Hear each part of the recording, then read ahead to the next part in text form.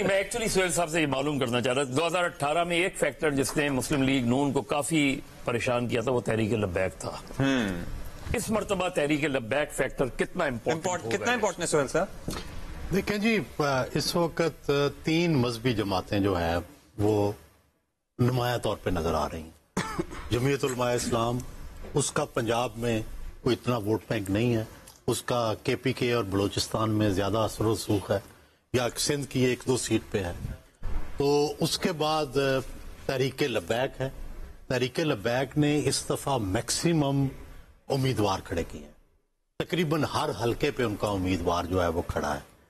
लेकिन मेरा ये अंदाजा है कि अगरचे उनकी सपोर्ट तो बरकरार है, लेकिन जो अल्लामा खादम रिजवी साहब की मौजूदगी में जो जोश और जज्बा था, क्या वो अब बरकरार है, ये देखने की बात है।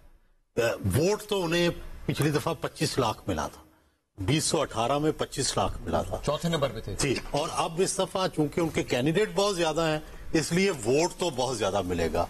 अब सीटें कितनी मिलेंगी, मुझे ये लगता है कि पंजाब की तो किसी सीट पे मुझे ऐसे नहीं लग रहा कि वो जीत पाएंगे, लेकिन यहाँ पे कराची की एक दो सीटों पे उनका असर रसूख पिछली दफा भी ज्यादा था, इस दफा भी हो सकता है वो कुछ सबाई की हल्के में उनका एक मखसूस वोट है, एक लिमिट से कराची में MQM का जो वोट खत्म कम हुआ है उसका एक फैक्टर तहरीक लब्बैक है, क्योंकि जो मेमन कम्युनिटी का वोट था जो ट्रेडिशनली MQM के साथ रहता था वो तहरीक लब्बैक। एक और जो पार्टी है उसका भी जिक्र करना बड़ा जी जी, उसका नाम, तो चाह रहे हैं हम और पार्टियों का जिक्र घूम करके दो चार पार्टी एक ही पार्टी पे बात आ रही है। उसका नाम है मरकजी मुस्लिम लीग आजकल जी।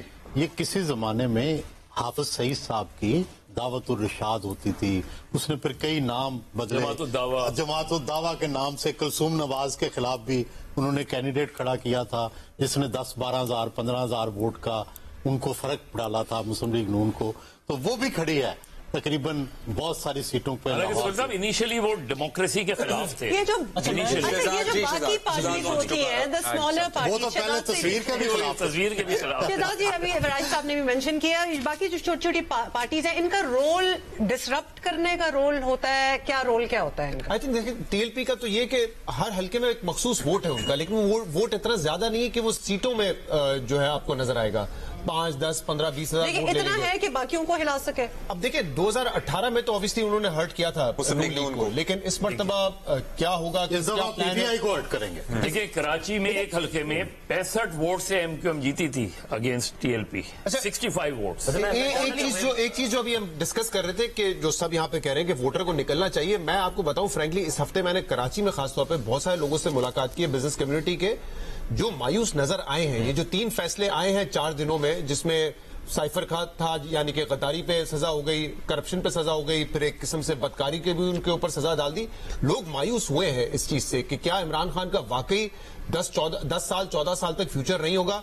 वो ये सोचने पे मजबूर हुए हैं। तो ये नहीं कहा जा सकता कि इसका कोई फर्क नहीं पड़ा है, लेकिन ऑब्वियसली चाहे आपने PTI को वोट देना है या किसी और को देना है, निकलना सबको चाहिए। ये एक्सरसाइज करनी है। शराब बात कर रहे हैं, ये वही बात है कि चाहिए वर्सेस ग्राउंड रियलिटी। हम ये कह रहे हैं कि अगर आपने अपना गुस्सा चैनलाइज करना है और आपको बहुत गुस्सा आ रहा है कि इमरान खान साहब के साथ गलत हो रहा है, तो वोट दें, क्योंकि ग्राउंड रियलिटी यही है जो शहजाद इकबाल कह रहे हैं। जब अपने लोगों से बात की है, और जो कि ट्रेडिशनली भी होता है कि अगर आपको अपनी पार्टी नजर नहीं आ रही है, आपको wrong side of the establishment अपनी पार्टी नजर आ रही है, लग रहा है इख्तियार में नहीं आएंगे, तो आप वोट नहीं डालते, आप मायूस हो गए होते हैं। इस वक्त भी बिहेवियर वही नजर आ रहा है लोगों का जब आप उनसे बात करें, मगर क्योंकि PTI बहुत कहती है कि हमने सोशल मीडिया पर अग्रेसिव कैंपेन चलाई और लोगों में गुस्सा है, तो इलेक्शन के दिन नजर आएगा।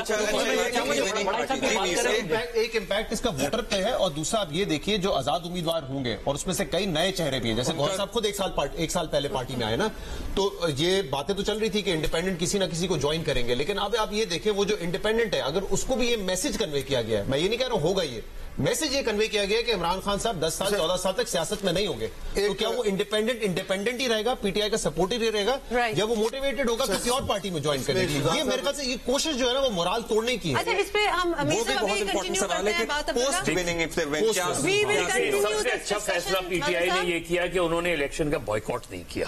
ये तो हम पहले भी अप्रिशिएट करते हैं। मीर साहब, you have something to contribute. सिर्फ बार-बार ये बात हो रही है जी कि PTI वालों के साथ ज्यादती हो रही है, PTI वाले बहुत गुस्से में है। सिर्फ PTI वालों के साथ ज्यादती नहीं हो रही, और भी पार्टियां हैं और उनका ताल्लुक बलोचिस्तान से है। मसलन वहां पे आपको पता है कि JUI और BNP मैंगल ने आपस में अलायंस किया हुआ है। आज उन्होंने मुश्तरका जलसा भी किया है। तो जो बीएनपी मैंगल है वो भी अंडर फायर है और उनके जो लोग हैं उनको भी गिरफ्तार किया गया, उनके भी कागजात नामजदगी जो है वो मुस्तरद हुए। इंटीरियर सिंध में बहुत से लोगों के साथ ये हुआ है, सिर्फ एक पार्टी जो है शिकायत दूसरों को भी है और औरों को भी है। तो इसलिए जिसको शिकायत है, जो भी हकीकत है, दीगर हमसे रब्ता अच्छा आपसे हमसे रब्ता करें क्योंकि हम आपको सब बताएंगे। हमने काफी कंसंट्रेशन ऑब्वियसली बड़ी पार्टियों पे कर दी है, लेकिन अभी हम ब्रेक ले रहे हैं, बाद में आएंगे और फिर बाकी जिन पार्टियों का जिक्र हो रहा है छोटी छोटी बट इफेक्टिव हो सकती हैं